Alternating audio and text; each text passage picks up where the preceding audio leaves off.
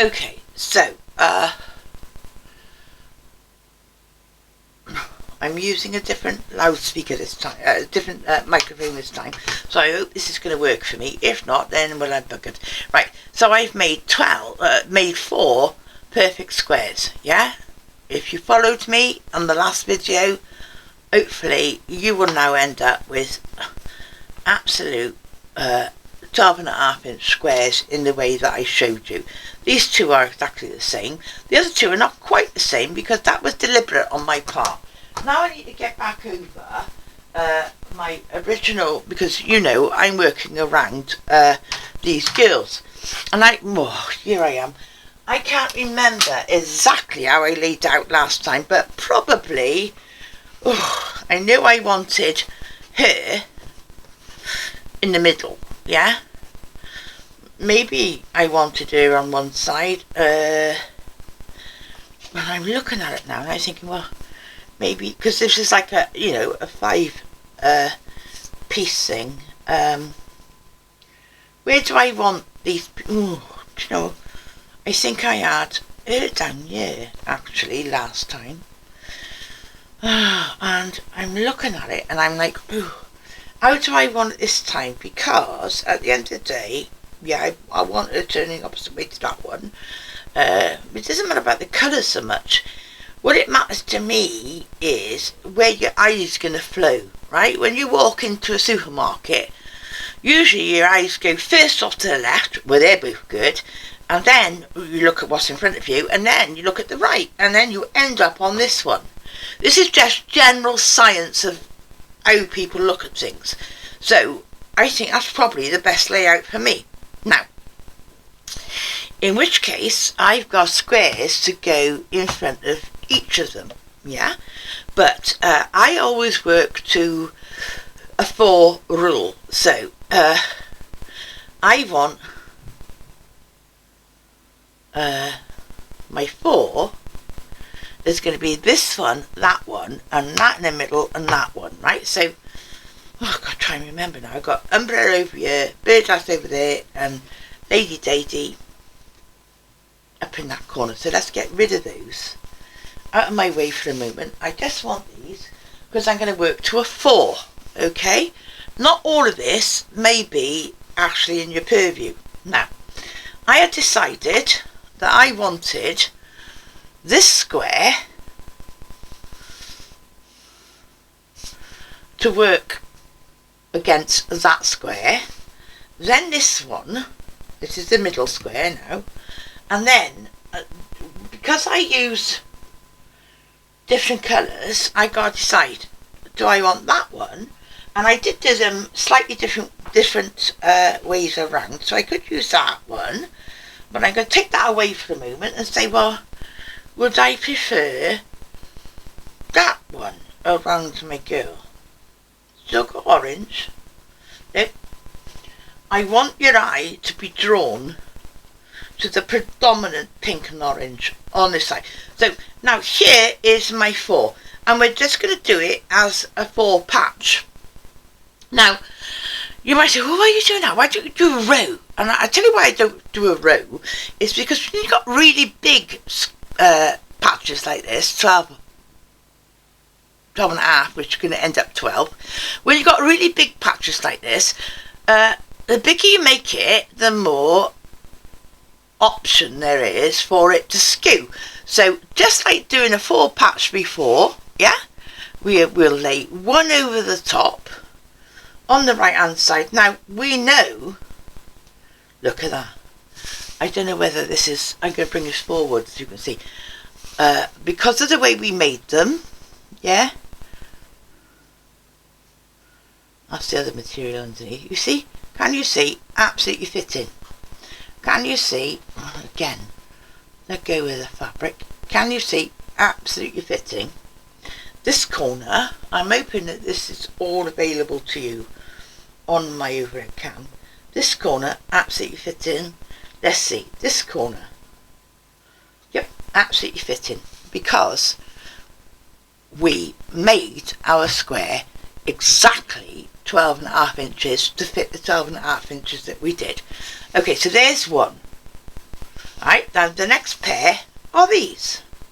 So then we need to bring over, it's exactly the way of making a paw patch. And I am now squaring this, putting this in its best possible, let's move that forward, best possible mode. Looking at it, and fitting it, and saying, yeah, do you know what? That absolutely matches. Oh, let me see. I'm looking at this corner. That matches. So I might have a skew here. Just forget that then. Don't want it, don't need it. Get out of the way. It's fitting. So again, like any other paw patch, down the right hand side, and then we'll come back and marry them up together. Okay, so I've just sewn those together 1/4 inch, yeah? This seam is going this way, this seam is going that way.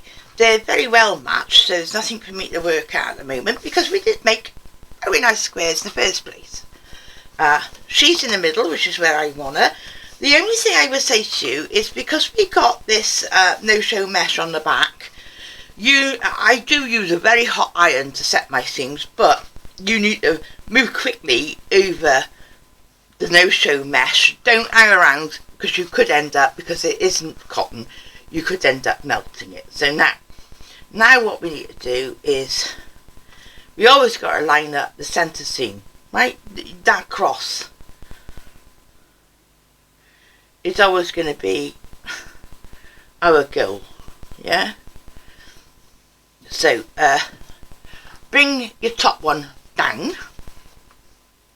and as I've said to you before, opposing sides of I can move it out, move it back in, whoop, move it out, and then bring the fabric back until I feel the seam lock, yeah, which I just did then, and get a pin, no matter what pin, get a pin and hold that fast, and then I always peel back and check that thing. Now this time we don't wish to cut down these sizes anymore, otherwise they may not fit and we'll put ourselves out for other blocks. So this time I am looking at, these should be perfect size blocks, okay? So now I definitely need the edges to meet, which means that I might do a bit difficult with the top fabric being on, so I might just move the top fabric back a minute and just ease that side fabric together. Then I can lay the fabric that I used, the what do we call it, ujit, what's it called, backing, the stabilizer, yeah, and I am going to just ease that up with my fingers, and I'm going to put more pins in so that I got a good, and to square it up, because I want it squared up, and look at the bottom line as well, that's squared, yeah, but I want to know that this makes a square, because everything's pliable when it comes to fabric, so forget that. I am pinning it so that when I sew this top line, I'm not just sewing that top line, I'm making sure that it all fits and it all squares up.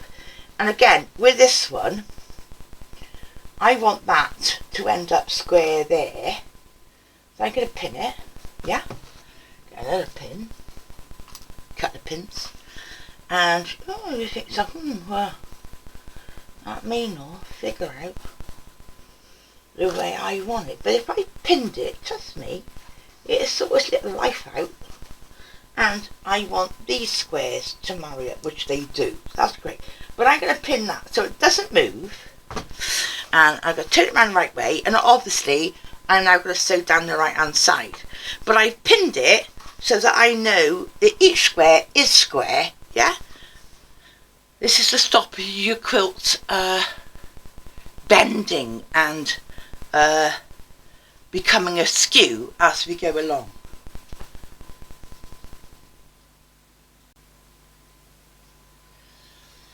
Nice cross in the middle, that's fine. So now I've got to remember where the hell these other ones went. Yeah, that was down there. That was down there. Oh God, I can't remember now. Where was she?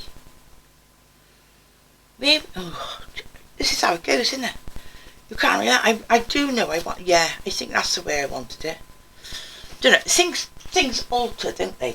But now, so on this side, I want. I'm hoping that this is in focus for you.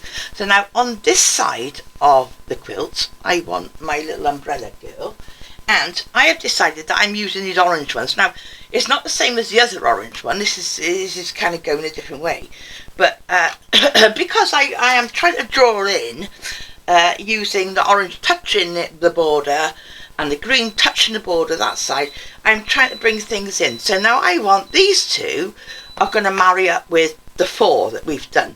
So the very first thing we need to do, to be honest with you, is put the 2 together. Okay, let's get this out of the way so I'm more central in the picture. Now in exactly the same way, I just want to put the 2 together, because then I'll sew the 2 to the original. Okay,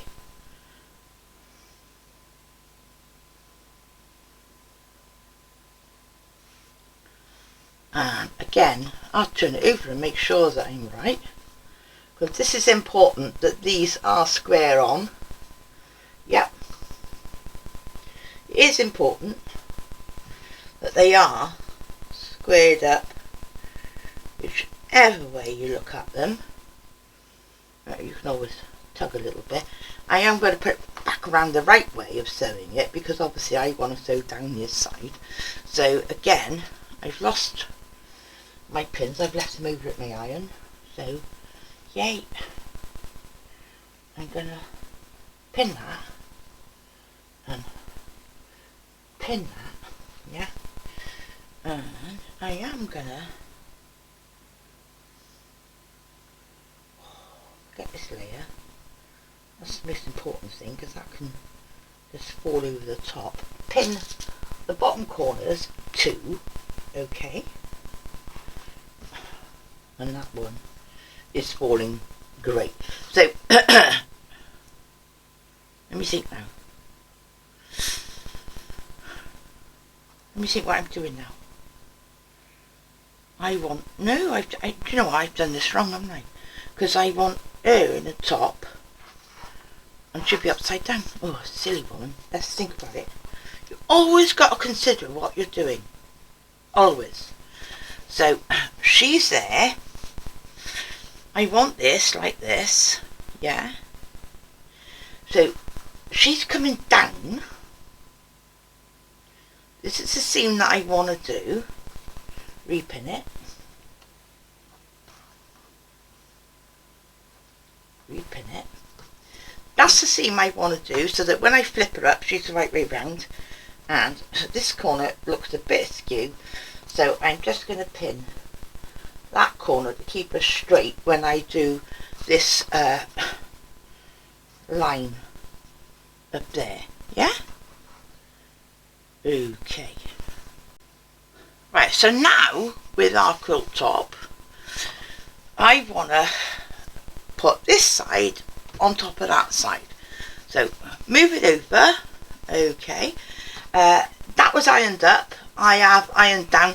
You will get used to ironing in opposing ways. Yeah, you will get used to that. That's just, you know, something you learn as you go along, that you always want your next joiner, your next seam to be opposing. Let me just go get some, so I think I've got a collection of pins now over here, which I don't need.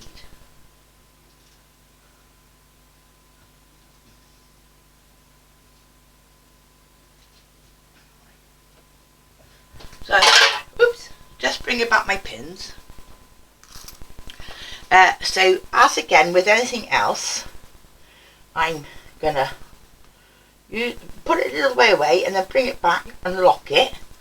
Put my pin in to hold it, and if you notice, I never pin right to the top, because obviously I will never want to go over that with my sewing machine whatsoever, but that is correct. And then the next thing I want to do, forget the outside layer of this, I'll peel that back a minute, I want that to marry up to that corner, and whatever this is, you know, the underlying part of this can just, you know, sit down as nice as it wants to. And I've just pinned that corner, so I've got that pinned, and the other thing I want to do is now pin, yeah, this corner. And the whole point of doing it this way is to try and keep the best way you can your quilt squared up. Now, the next thing I am going to look at, this is never going to get sewn because this is the outside, but I am going to put a pin in this horizontal seam, because if I put a pin in there, when I do that seam, you see, it'll keep it square on the bit that we've already sewn. So now I'm going to sew down the right hand side to finish up the 6. Okay. Alright, so I'm just making sure the bit I want to show you is under the camera, which is our very nice cross here. Okay, good line at the top and quite a good line at the bottom. So now we've done our 6. The only way we can do this now is by putting the bottom 3 together and then attaching the bottom 3. But now we're in a good position in as much as our quilt, which is getting bigger and bigger as we do it. But now it's a question of the bottom 3, because we've got the top all squared up, the bottom 3 shouldn't really go awry. So who have we got? We said we were going to have this lady, and I've done all my oranges, so now I'm just looking at the top of my quilt. Yeah, that's the right way up, so because I want this to mimic the top, so we're going to do this in a 3. So we're going to plonk this one over the top of this one, pin it down in the way that I showed you. There's no seams, but we do want everything to be square. Sewing down the right hand side, ironing that, and then bringing that forward, and then the last thing we're going to do is bring this one over the top, so we end up with a 3. Okay, and I'll come back to you when I've done that. Okay, so I've done these 3, I put those together, so now we need to marry it up with our top quilt. So I'm just bringing that down a bit more, and I need to go up and over, yeah. So, but the most important things to us, and again I might need to go and get me pins, just a minute. Keep leaving my pins over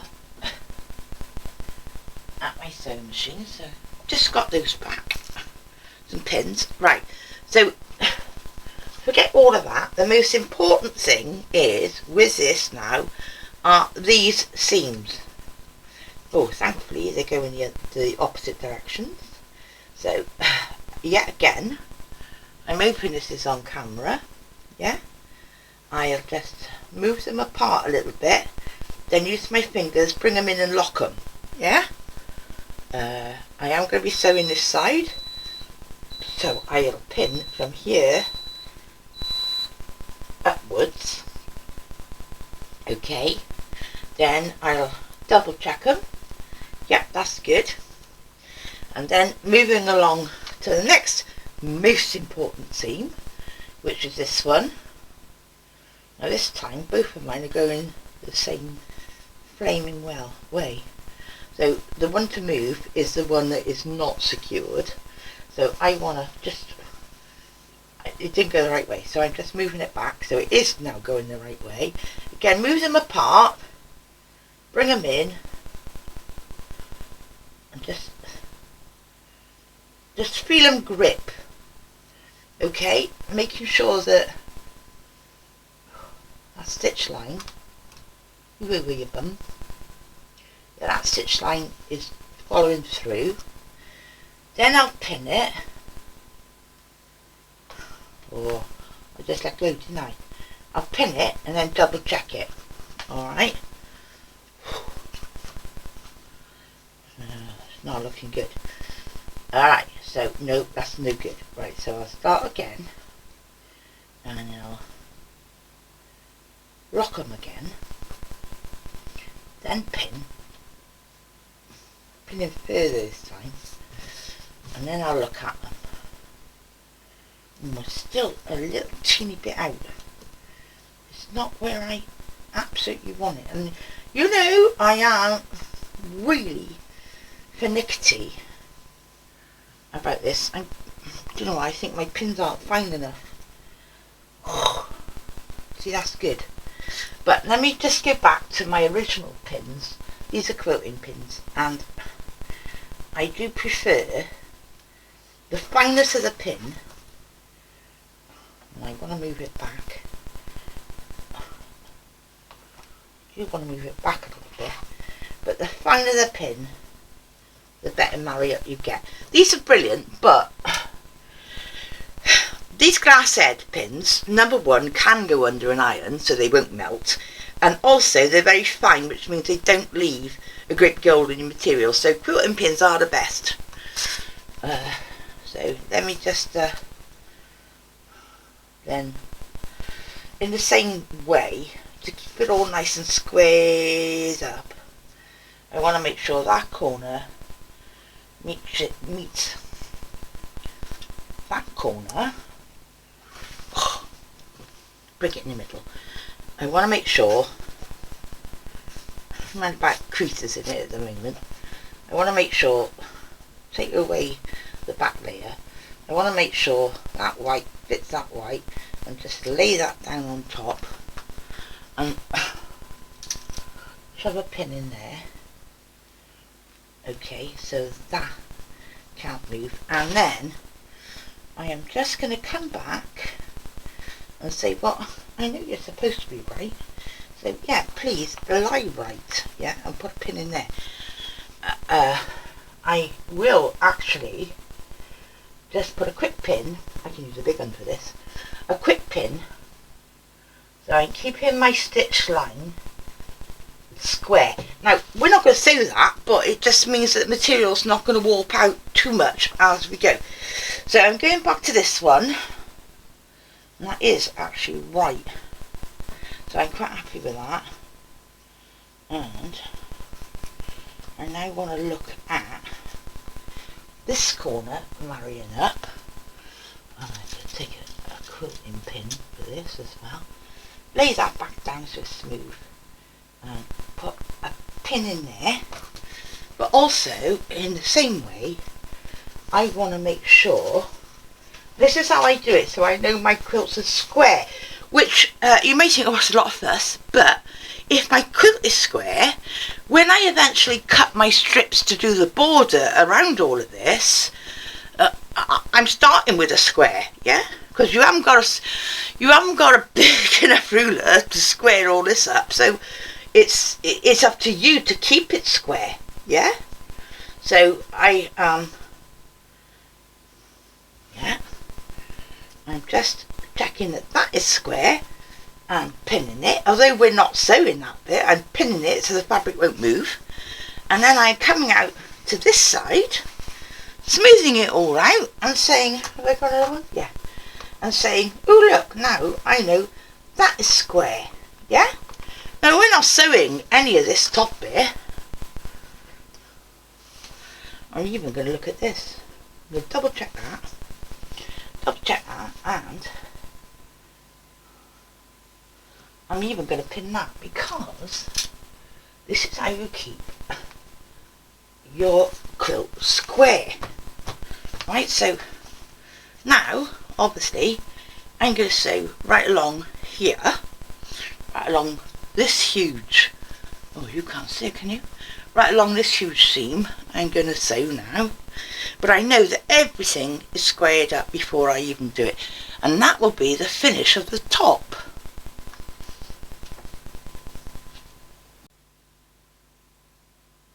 Alright, I just want to sew this. I put this down under my camera the wrong way up, so it's the right way to you. Can you see this bottom line? Oh, lovely, perfect cross. Everything's fine, yeah? Then, moving along, I hope, oh, I still got a pin in here somewhere, which I'm just going to really upset everybody now. This one, oh, this cross is way out, not good enough. So I'm going to show you now how to fix that. Basically, I'm going to bring this back. I'm going to unstitch all of this and do it again. Okay, going back to what I've just showed you, that end was fine. This end was not. So I have ripped this, and I've gone back about 3 inches away from the offending item, yeah? You have to be careful that you haven't too badly damaged in your stitch ripping anything else. And now I'm going to repin that offending seam, okay? Going to repin that offending seam. These things happen. If you're quilting, nothing is ever perfect, and you may, oh, see, that's still not right. You may have to do it more than once. Get used to it. You could take a view and say, well, that's all right for me. That's right for me. I don't. I want it. I know I can get it right, so I will make it right. Now, this may be supposed to lay that way, to be honest. I lost a bit of stitch in there. Right. I then go back and pin. Knowing that that is correct now, those 3 inches that weren't right, I'll double pin, pin along there, so I know it will lie flat under my machine. And obviously we're not worried about, well, we just want to make sure the end is right, don't we? We do want to do that. This is why I like to use quilting pins, the glass head fine pins. Glass head fine pins. Google it. Glass head fine pins.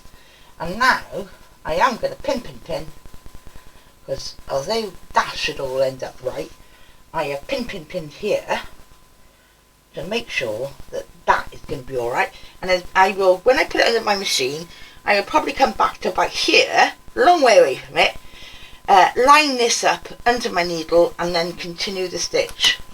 Okay? Alright, so I showed you just now, this seam was correct, very happy. If you wind back a little bit, you'll see that this seam was way out, which would have, in my eyes, would have spoilt my quilt because everything else is right.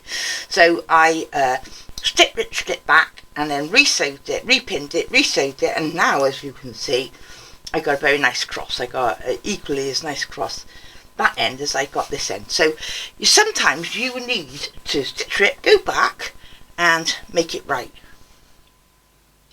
Now, if I put this round the right way now, oh, I've got pins here, get rid of them. Our quilt is now quite big. That's our little girl in the middle, but we've got all this underneath her, and we got all that above her. This is now where the 12.5, where the 12, if almost 12 inch. These are 12. These are 12.25 because we've done nothing to the sides. So we're looking now at a 3 foot by 3 foot square at the moment. And obviously what I want to do next is to make some nice wide borders to finish off this. So actually this is going to be very nice, quite a nice size actually. Probably 2 people could sit on it. But it doesn't matter. This is what I plan to do and this is what I will do. I call it a lap quilt because obviously it's not a bed quilt, but but it's big enough for me to lay down on the floor and sit on and be quite happy, or to wrap around me, or wrap around one of my kiddie winks in the back of the car. Yeah, it's what I call a lap quilt, just a comfy quilt. Please share, please subscribe, please like, please hit the bell. If you hit the bell, that means you get a notification. In other words, it means that, oh, it'll just pop up on your screen and say, new video, crafty so-and-sos. Oh, and please join the group. Thank you.